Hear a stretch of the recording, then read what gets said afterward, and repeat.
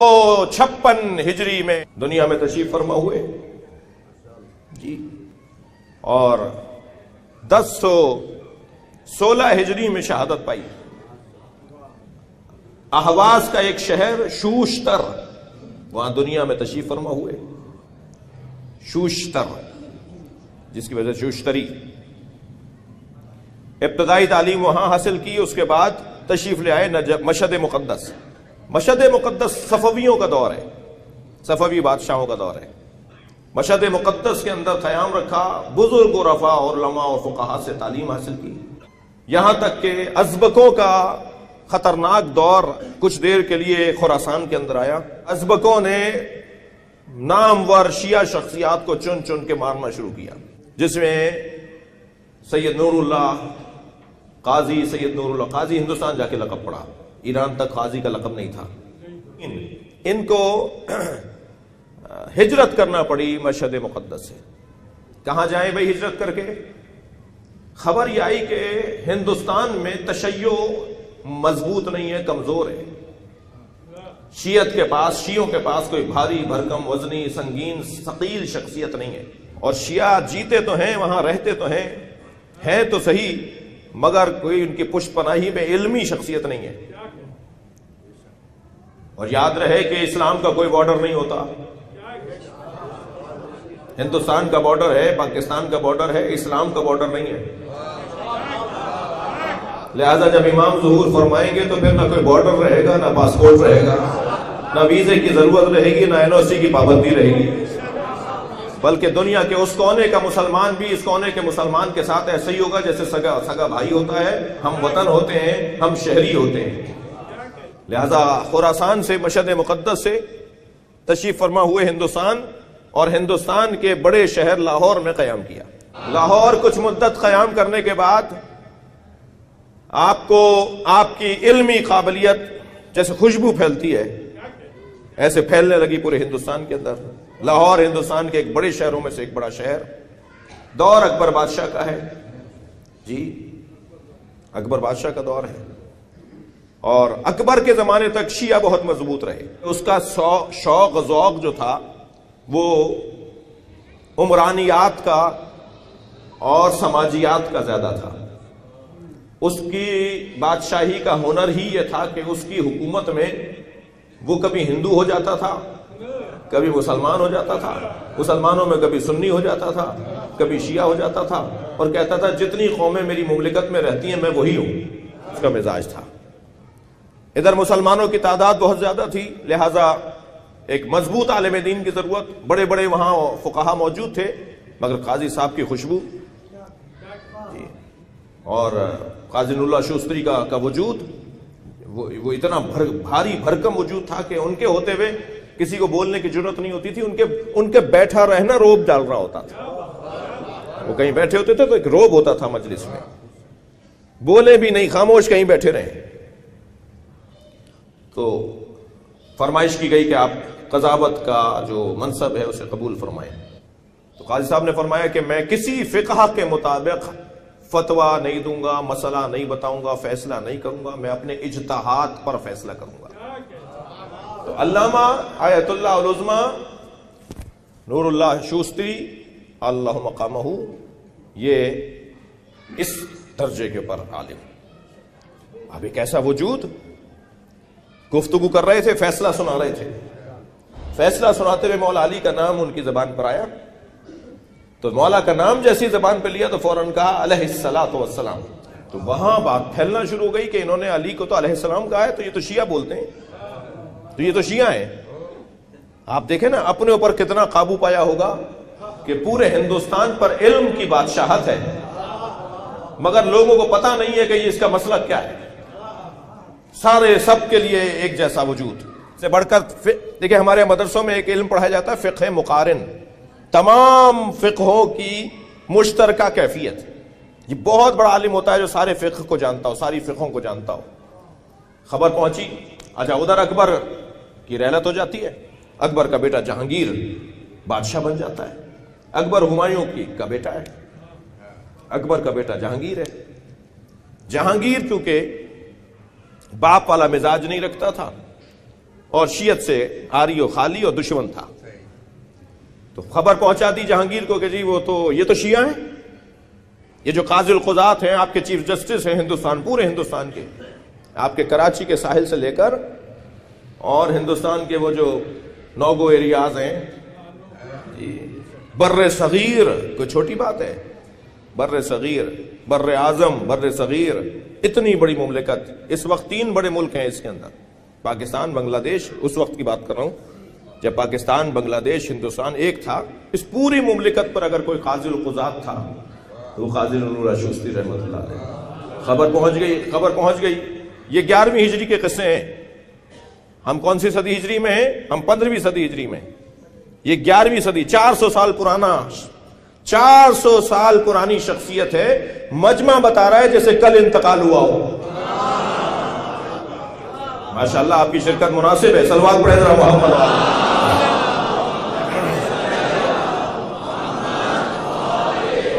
یہ آپ توجہ کر رہے ہیں. آپ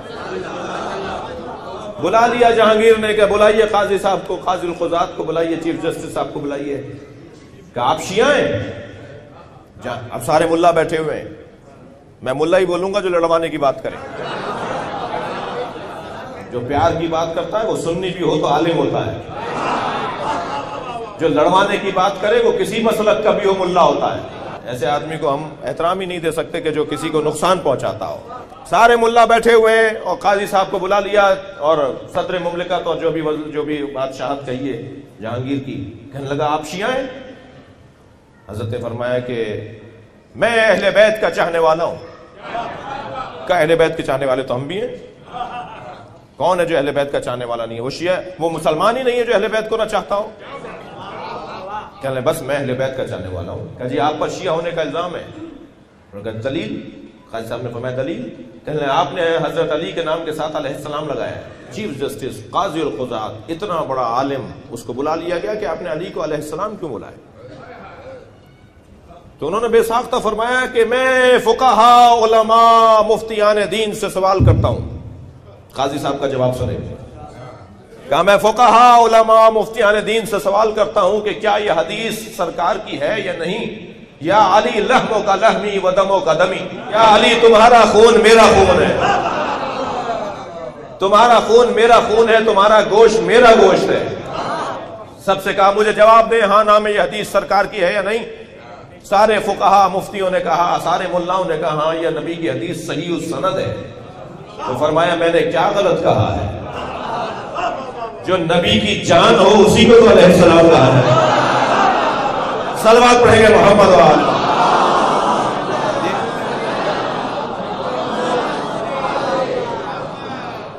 اب یہ امام جانتے تو تھے کہ مسئلہ کچھ اور ہے، قاضی صاحب کے آگے لاجواب ہو گئے ہیں، لیکن یہ طے کرنا ضروری ہے ان لوگوں پر کہ یہ شیعہ ہیں. تو اب تلاش میں لگے رہے. تو اب وہ سازش کرنا شروع کی جو ہمیشہ سازشوں کے ذریعے سے ہی جو نقصان پہنچایا گیا ہے وہ سازشوں کے ذریعے سے پہنچایا گیا ہے. آستین کے سانپ ہمیشہ ڈستے ہیں جی. سامنے آنے والا تو مرد ہوتا ہے، پیچھے سے مارنے والا تو بزدل ہوتا ہے. انہوں نے ایک شخص کو تیار کیا کہ تم شیعہ بن کے تم شاگرد بن کے ان کے پاس جاؤ کہ میں آپ کا شاگرد بننا چاہتا ہوں، شاگرد میں قبول کر لیں. قریب ہوتے چلے جاؤ، جا کے کھوج لگاؤ، کوئی ثبوت لے کر آؤ کہ یہ شیعہ ہیں. لہذا ایک شخص ان کے قریب ہوا اور ان کا شاگرد بنا. بہت مدت کے بعد جب وہ بہت قریب آ گیا تو پوچھا استاد آج کل آپ کیا لکھ رہے ہیں؟ تو بتایا کہ میں احقاق الحق لکھ رہا ہوں جی. ازحاق الباطل احقاق الحق، کتاب کا پورا نام یہ ہے، احقاق الحق ازحاق الباطل. یہ کتاب لکھ رہا ہوں. عظمت اہل بیت، دلائل امامت مولا علی، حقانیت خلافت علی بن ابی طالب. کہ میں یہ کتاب لکھ رہا ہوں. اس کتاب کا ایک نسخہ چرایا جاتا ہے، کچھ تحریر چرائی جاتی ہے اور لے جا کے پیش کر دی جاتی ہے کہ یہ تو شیعہ ہیں، یہ تو ثبوت ان کے ہاتھ کی تحریر. بلا لیا گیا. جہانگیر بلاتا ہے، یہ آپ کی تحریر ہے؟ کہا جی میری ہے. کہ یہ کیا لکھ رہے ہیں آپ؟ کہا میں وہی لکھ رہا ہوں جو حق ہے. کہا اس تحریر سے ہاتھ اٹھاتے ہیں یا آپ کو سزائے موت سنائی جائے؟ فرمایا اس تحریر سے ہاتھ نہیں اٹھاؤں گا، مرنا سب کو ہے، بہتر تو یہ ہے کہ علی کے نام پہ دم نکلے. سنیں گے آپ؟ ایک ڈنڈے کے اندر کیلیں لگائی گئیں، 70 سال کی عمر ہے.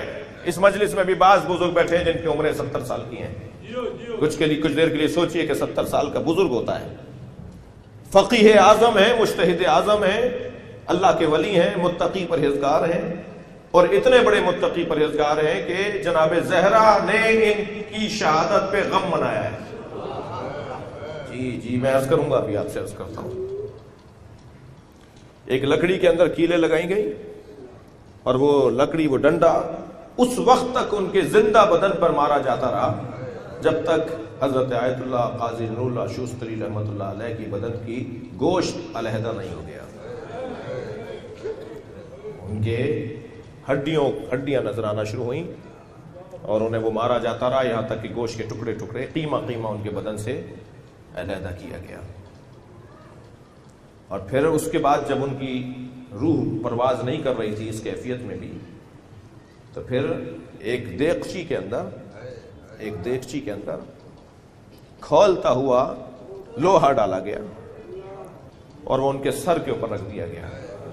ہاتھ پیر بندھے تھے، ان کے سر میں سے سوراخ ہو کر آپ کا جو مغز تھا نا وہ بہنا شروع ہوا.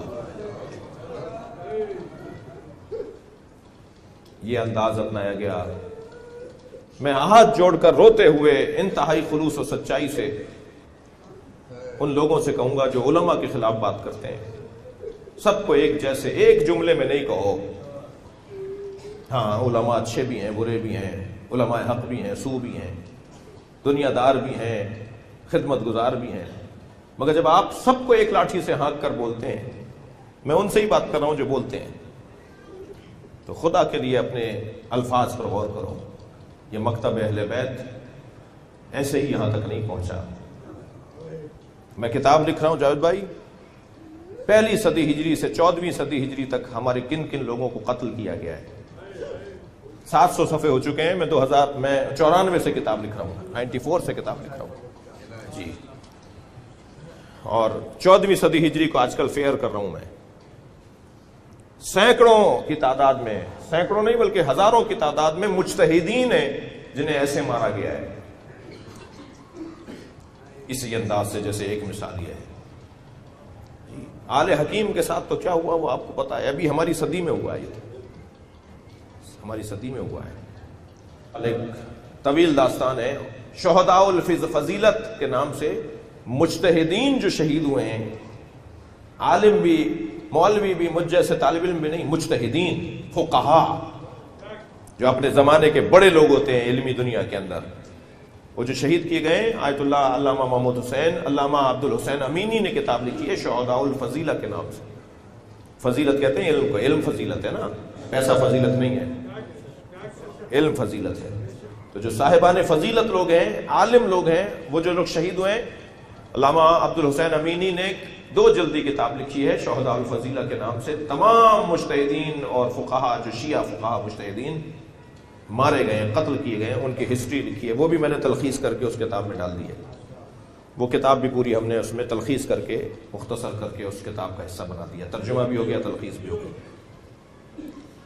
ایسے حضرت آیت اللہ قاضی نور اللہ شوستری کو ایسی کیفیت میں ان کے مغز نکل رہا ہے، بدن کی بوٹیاں ہوئی ہوئی ہیں، اس کیفیت میں ان کی روح پرواز کر جاتی ہے جی. اور پھر انہیں جنگل میں پھینک کر آ جاتے ہیں. خبردار کوئی دفنائے نہیں. اپنا بیٹا تو ہے نہیں، اپنی زوجہ تو ہے نہیں، اپنی بیٹی تو کوئی ہے نہیں، خاندان والے تو سارے مشہد میں ہیں، شوشتر میں ہیں. یہاں تو ہندوستان میں ان کا کوئی ہے نہیں. آگرہ میں، لاہور سے پھر کیونکہ اکبر کا اور جہانگیر کا مرکز آگرہ تھا تو انہیں آگرہ بیٹھتے تھے. آگرہ چلے گئے، آگرہ لے جایا گیا کیونکہ وہاں مرکز وہ تھا مملکت کا. آگرہ میں قیام پذیر رہے اور کئی دن تک ان کا لاشا بے گور و کفن رہا. ایک جنگل میں پھینک دیا ان کا لاشا. بکھر کے ساتھ ایک علاقہ ہے لیا بکھر، یہاں ایک علاقہ ہے، ایک بزرگ کا مزار ہے، راجن شاہ کا دربار. اس گاؤں کا نام اگر کسی سرائی کی کوئی بیٹھا ہے تو بتائے گا، راجن شاہ کا دربار۔ راجن شاہ مشہور ہیں، تاریخ میں وہ راجن شاہ نہیں ہے، تاریخ میں وہ راجو شاہ ہیں جی، اس وقت مشہور ہے راجن شاہ، تاریخ میں کتابوں میں لکھا ہوا ہے راجو شاہ، سید راجو شاہ بھی بعد میں لگایا گیا ہے، جیسے قاضی صاحب کے نام کے ساتھ، جیسے حضرت عبداللہ شاہ غازی کے نام کے ساتھ غازی جو ہے وہ بعد میں لکھا گیا ہے، ورنہ ان کا نام عبداللہ اشتر ہے، یہ حضرت عبداللہ اشتر۔ قاضی نور اللہ شستری کو جنازہ وہاں پھینک دیا، ڈال دیا گیا ہے، اور ادھر سید راجو کو خواب میں جناب زہرا آتی ہیں، وہ کہتے ہیں میں نے خواب دیکھا کہ بی بی میرے خواب میں ہے، اعلان ہوا فاطمہ زہرا آ رہی ہے، ہاتھ پیر کانپنے لگے، بی بی آ رہی ہے، آگے بڑھ کر بی بی کو سلام کیا، فرمایا میں تم سے ملنے آئی ہوں، میرے بچے کا لاشا دفناؤ، میرے بچے کا لاشا دفناؤ، میرا بچہ بے گور و کفن ہے۔ میں نے کہا بی بی آپ کا بچہ کہاں گور و کفن، بے گور و کفن، کون سا بچہ آپ کا بے گور و کفن؟ تو بی بی نے جگہ بتائی، ایسے پہنچو گے، ایسے جاؤ گے، ایسے پہنچو گے، ایک جنگل آئے گا، اس جنگل میں ان درختوں سے گزرو گے، اور ان درختوں کے درمیان ایک ٹیلا بنا ہوا ہوگا، اس پہ خس و خاشاک ڈالی گئی ہے، اس خس و خاشاک کے درمیان میرے بچے کا لاشا ہے، اسے لے جا کے دفناؤ۔ ابھی یہاں سے چلے ہیں، وہاں گئے ہیں، وہاں پہنچے، اسی جگہ پر ڈھونڈتے ہوئے پہنچے، فقرائی لباس میں، درویشی انداز میں، اور خاص جگہ پر جا کے کھڑے ہوئے، بالکل ادھر ہی جا کے جو بی بی نے پتہ بتایا، وہاں جا کے کھڑے ہوئے تو خس و خاشاک جھاڑیاں سی نظر آئیں، انہیں ہٹایا تو سید نور اللہ شستری علی اللہ مقامہ کا لاشا تھا، انہوں نے وہ لاشا دفنایا، اور پھر آ کر بتایا کہ یہ جگہ، اس جگہ سید کی قبر بنی ہوئی ہے، تم اپنے بچوں کو بتانا، تم اپنے بچوں کو بتانا۔ 100 سال تک ان کی قبر سینے کے مطابق چلتی رہی کہ سید نور اللہ شستری کی قبر کہاں ہے، صدری علم کے تحت چلتی رہی، اور پھر بعد میں جب یہ حالات بہتر ہوئے، حالات تبدیل ہوئے، تب آہستہ آہستہ اس قبر کو پکا کیا گیا، قبر پر ایک چھپرا ڈالا گیا، اور آج الحمدللہ بہت بڑا مزار ہے آگرہ میں، میں خود حضرت کی قدموں کا بوسہ دے کر آیا ہوں۔